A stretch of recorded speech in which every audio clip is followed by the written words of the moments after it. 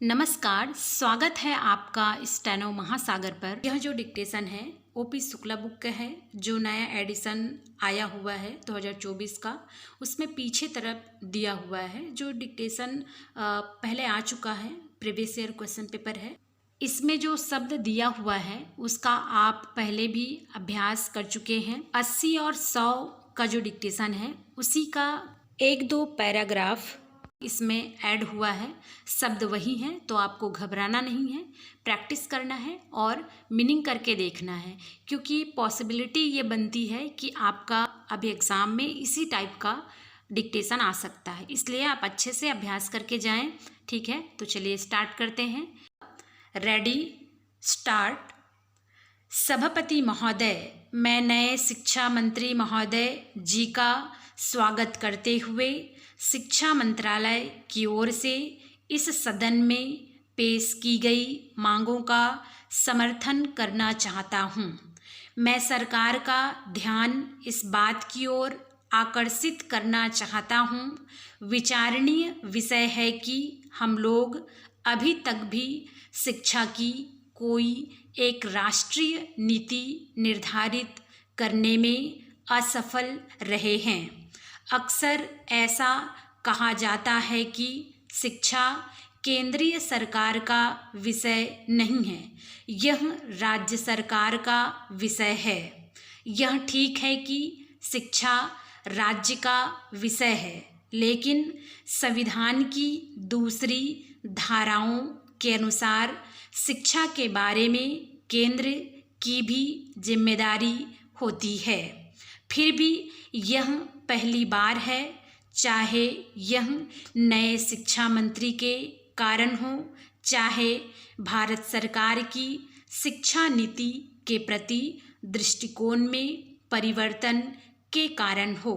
हम यह पाते हैं कि जो वार्षिक विवरण इस वर्ष के लिए शिक्षा का पेश किया गया है, उसमें केंद्रीय सरकार ने शिक्षा के प्रति और शिक्षा से संबंधित हिंदी भाषा और भारत की दूसरी भाषाओं के प्रति अपनी जिम्मेदारी को खुले तौर से स्वीकार किया है। इसलिए सरकार की नीति में दृष्टिकोण में जो परिवर्तन हुआ है उसका मैं दिल से स्वागत करता हूँ और उसके लिए शिक्षा मंत्री जी को धन्यवाद देना चाहता हूँ। हम लोग इस बात की चर्चा करते हैं कि मुगल काल में हमारा देश सबसे धनी था, लेकिन पश्चिमी देशों के मुकाबले उस वक्त भी बहुत पीछे था। इसका क्या कारण है?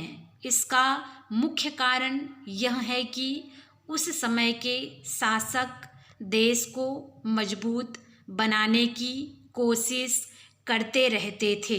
फिर भी पश्चिमी देशों की तरह उन्होंने शिक्षा के संबंध में एक राष्ट्रीय नीति नहीं अपनाई थी। पश्चिमी देशों ने काफ़ी पहले विज्ञान को अपनाया, लेकिन हम इस 21वीं सदी में अपनी शिक्षा नीति को बदल भी नहीं सके हैं। आज भी जब वित्त मंत्री जी बजट भाषण पेश करते हैं तो उसमें शिक्षा के लिए ज़्यादा पैसे की व्यवस्था करना वे ज़रूरी नहीं समझते। मैं सरकार के ध्यान में यह बात लाना चाहता हूँ कि बड़े दुख की बात है कि कई राज्य सरकारें बीते कुछ वर्षों में शिक्षा पर अपने बजट का जो प्रतिशत खर्च करती आई है उसमें उन्होंने कटौती की है।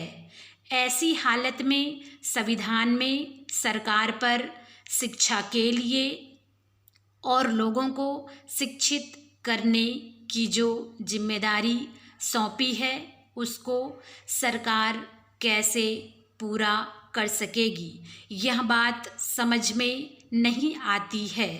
कोई भी ऐसा प्रगतिशील देश नहीं है जहां हमारे देश की तरह शिक्षा को सबसे पीछे रखा जाता है और उस पर इतना कम खर्च किया जाता है।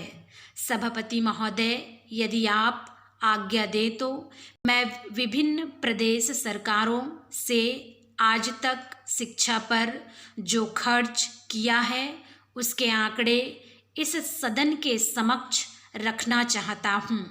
मैं केवल एक निवेदन और करना चाहता हूँ कि मुझे अपनी बात कहने के लिए थोड़ा समय और दिया जाए, जिससे शिक्षा जैसे महत्वपूर्ण मद पर बजट की राशि में आवश्यकता अनुसार प्रावधान कर राज्यों को आवंटित कर शिक्षा का स्तर सुधारा जा सके। स्टॉप।